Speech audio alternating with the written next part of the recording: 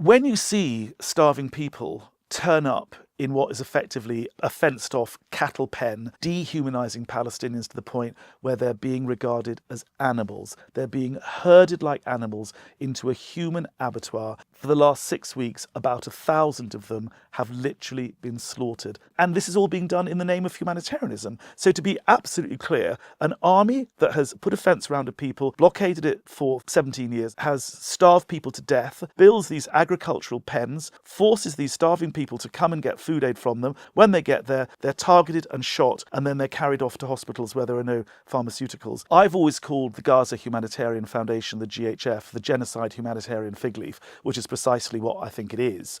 Because if you're going to get rid of UNRWA, you've got to reinvent some new thing. And what they did is they went to a bunch, literally, of cowboys, of former Marines and American service people, ex-servicemen, and said, we want you to do humanitarian work. Contractors shooting in the direction of Palestinians who had just collected their food and were departing.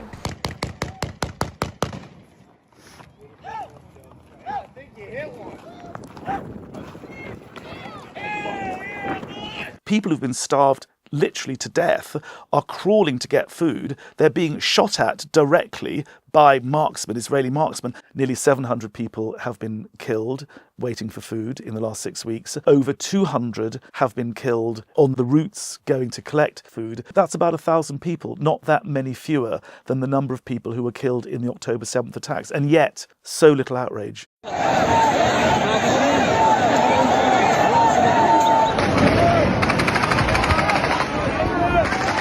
They said the big justification for the Gaza Humanitarian Foundation, the GHF, was to stop Hamas diverting aid.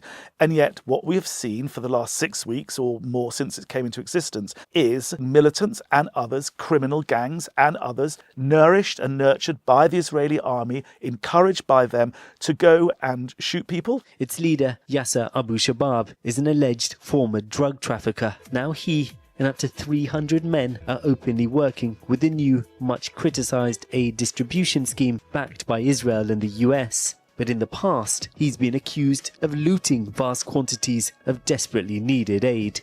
That's what the GHF was all about. And for my money, it is part of the much bigger strategy, which is about ethnic cleansing and genocide. They're starving people out of the north of Gaza to the south of Gaza. When they get there, they're being shot at. And the clear message is, get out or stay here and starve or be shot dead. We've seen an internal UN document from late last year that describes Abu Shabab as a criminal, a gang leader and a primary figure in the systematic looting of humanitarian aid. And it says his base is in an area controlled by the Israeli military. An Israeli opposition leader is making similar claims. Israel has provided assault rifles and light weapons to crime families in Gaza on Netanyahu's orders. Prime Minister Benjamin Netanyahu responded by confirming he's supporting what he calls clans. On the advice of security officials, we activated clans in Gaza that oppose Hamas. What's wrong with this? This is only good and saves the lives of IDF soldiers. The label humanitarian is used by Israel to justify pretty much anything. So as long as you say it's humanitarian, you can do it. So a humanitarian city, i.e. a concentration camp, becomes acceptable because you're using the word humanitarian, implying that there's some kind of humanitarian effort. It's a bit like using the most moral, like Israel was the most moral army in the world. Is this the most moral concentration camp in the world? The Israeli army is the Houdini of modern warfare because they just escape, they get out of anything. And I think the philosophy is the bigger the lie, the more people will believe it. We never target civilians. We do not target civilians. We will never target civilians. There is not a chance in the world that Israel is purposely targeting civilians. We're going out of our way to prevent civilian casualties. The more you say we're not targeting civilians, the more civilians you can target. And that's precisely what's going on. And to make no mistake, Israeli politicians hardly keep their cards close to their chest. Netanyahu, almost from the start, said, we will do an Amalek-type genocide. זכור את אשר עשה לך עמלק, נצטווינו. אנו זוכרים ואנו נלחמים. Amalek, this was the biblical injunction in the first book of Samuel. The Lord says to the prophet, go and kill Amalek, kill all of the tribe, kill their women, their children, their babies, their livestock, exterminate them. And not only did Netanyahu invoke this publicly, there were then soldiers in Gaza singing about Amalek.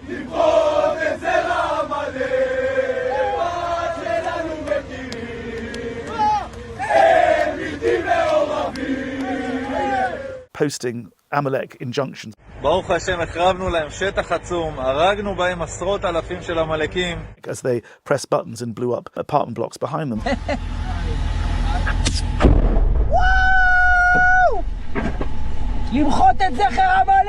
We have the intentionality to commit genocide, and we have the soldiers on the ground committing genocide.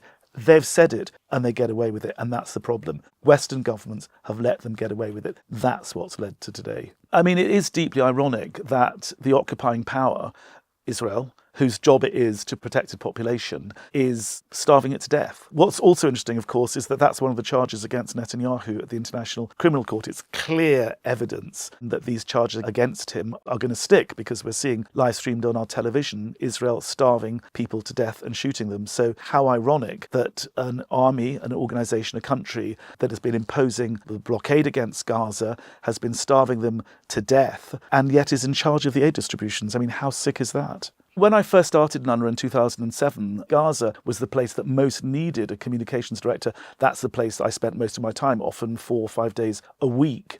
Gaza is a place I know well. I've spent a lot of time there. My own office has been reduced to rubble. And so, of course, it's been heartbreaking, not just because of, the UNRWA operation being illegally cut short, but also because the people I know, the colleagues I had and the friends I have in Gaza, many of them have been killed, many of them have been driven into exile, and many of them are living homeless and in the most appalling concentration camps, as they're now being called, for 2 years or more. UNRWA, for many people, including the Palestinians, stands for their individual and collective rights. It protects the right to education, it protects the right to health, etc., etc. But at a much greater level, it also is an expression of an institution that protects the refugee rights, including the right of return.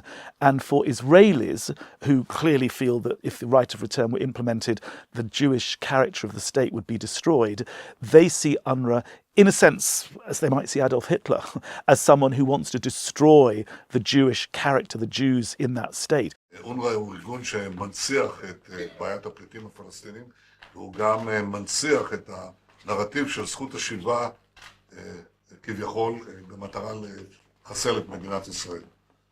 ולכן אונר"א צריך לעבור מן העולם. Of course, that's complete nonsense.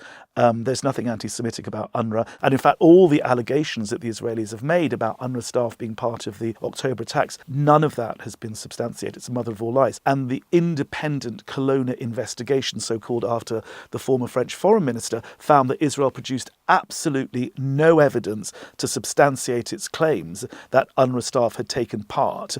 And yet, a large number of donors cut off their funds to UNRWA. They bought in to this mythology that UNRWA had taken part in this. It was complete nonsense, but it gave all of the justification that Israel needed to try and get rid of UNRWA. For them, it was a once-in-a-lifetime opportunity to get rid of UNRWA, so they quickly spirited through the Israeli parliament 2 bills which have outlawed UNRWA, and that meant it became impossible for UNRWA to operate. For me, the real shame is that the UN Secretary General never really stood up and said, we should turn UNRWA's main headquarters in Jerusalem, 10 acres, a huge, great property, into a surge hub for Gaza, and to move all the other agencies, World Food Programme, UNICEF, OCHA, all the others, into that. And that would have made it much more difficult for the Israelis to kick UNRWA out.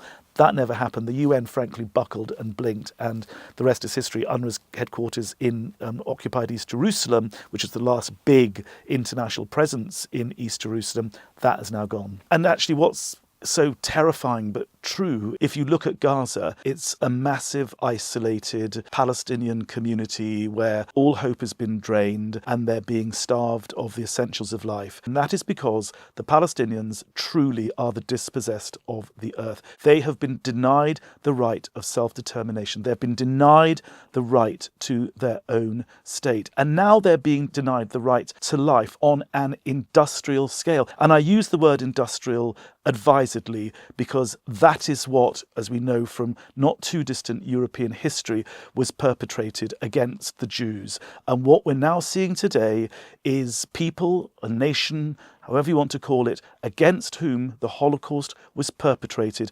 We are seeing those same people create a concentration camp in southern Gaza. How clangingly ironic is that?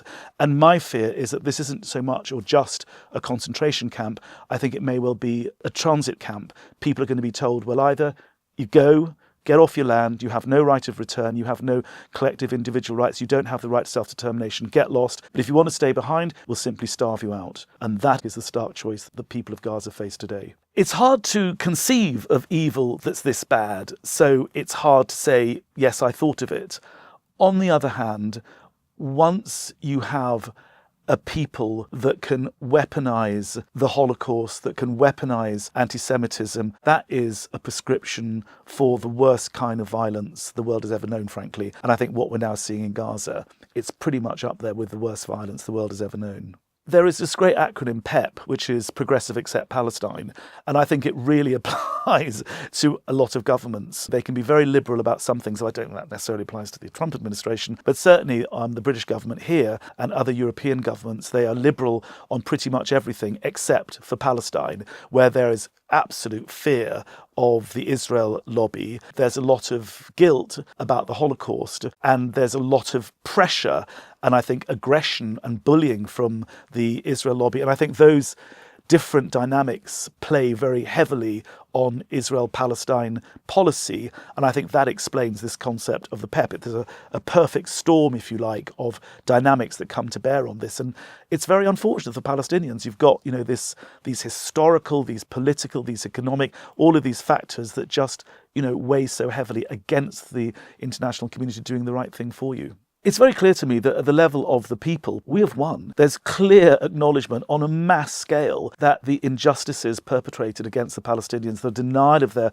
right to self-determine and the mass industrial scale slaughter they're now experiencing is completely unjustifiable. But it's at the level of government that the Palestinians are isolated, and that's because the Israel lobby is so much in control. I mean, the attacks on me are pretty much history, but there were quite a few attacks on me. Of course, I'm a raging anti-Semite, of course. The UN ambassadors of Israel started a campaign writing to the Secretary General a very public letter asking for me to be sacked, for my salary, my pension to be taken away, all that sort of stuff. But I mean, that pales into insignificance compared with what the Palestinians have gone through. I think the reason why the lobby has got stronger and stronger is because at every stage, Western governments in particular have simply buckled.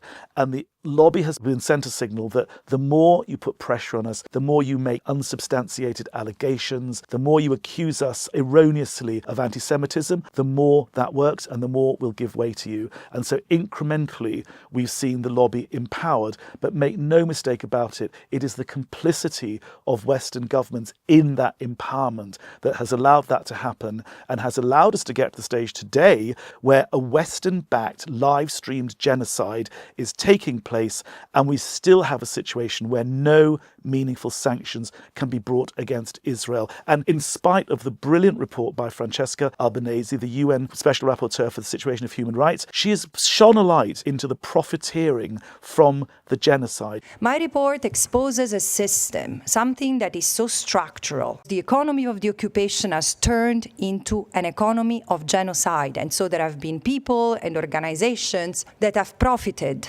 from the violence, the killing, the maiming, the destruction in Gaza and in other parts of the occupied Palestinian territory. In spite of that, governments aren't just refusing to take action, they're pushing back against her. And in the case of the US, they've sanctioned her, which of course is a violation of the UN Privileges and Immunities Convention. And it's a moral abomination that someone as brave and as fearless as Francesca, an individual doing a job for which, by the way, she receives absolutely no pay whatsoever, can have the most powerful government in the world threatening her in this way. It's an absolute disgrace. And what a shame that countries, the UK and others, Italy, haven't made a more forceful defence of her. I mean, that's disgraceful. I think the UN has to think very, very carefully about the sanctions against Francesca. Volker Turk, the human rights czar of the United Nations, spoke out. The Human Rights Council has made a statement, and others have. But the fact is that if you can sanction Francesca, why can't you sanction the Secretary General? The problem will come back to bite the UN on the backside if it doesn't stand up very firmly for Francesca. And on the imprisonment thing, I mean, in the UK, the government is using anti-terrorism legislation against demonstrators. I mean, clearly the legislation legislation should have been used against terrorists. The idea of using this anti-terror legislation to imprison people who are protesting against a genocide puts these governments on the wrong side of history, but it is a very slippery slope. If you can imprison people for demonstrating against genocide, then, I hate to think where that goes, but it goes to a very, very bad place in terms of democracy. Well, the rule book's been thrown away, so the next time anyone invades a country, Britain, America and others will be laughed at if they say, I'm sorry, it's a violation of international law. Netanyahu, Gallant and others are allowed to get away with invading, occupying. The occupation has gone on since 1967. That has been, the international rule book was there. It's never been applied. But I think what we've seen with Gaza, we've seen the attacks on Karim Khan, the prosecutor at the International Criminal Court. We've seen all sorts of action against people who are trying to stand up for international law. There's even a story that's out recently that David Cameron, the then Foreign Secretary, phoned up the International Criminal Court and said, if you proceed with these cases against Yoav Gallant and Netanyahu, we will defund. A British Foreign Secretary phoning up an international justice mechanism charged with implementing international law and threatening to defund it. I mean, what better illustration can you possibly have of the attitude of so-called Western democracies towards international rule of law? And I think once that rule book has been thrown away, the world is in a very difficult place, because the whole idea of the Holocaust, for example, and the way it's been commemorated is never again. And all of the international law that grew up because of those appalling events of the 1930s and 40s, very much in response to the Holocaust and the treatment of the Jews, that's all being thrown away. And the hugely resounding irony is the reason that is being thrown away is the behaviour of the Jewish state. And for me, that is unconscionable. Double Down News brands itself as the future of journalism. And I have to say, the more I consume media stuff, the more I think they really are the future of journalism. They dare to say things which other people don't. They dare to challenge the narrative, the orthodoxy that's pervaded by many of mainstream media. And I think for that reason alone, amongst many others, I think they're really worthy of your support. So join the future of journalism, support Double Down News on Patreon.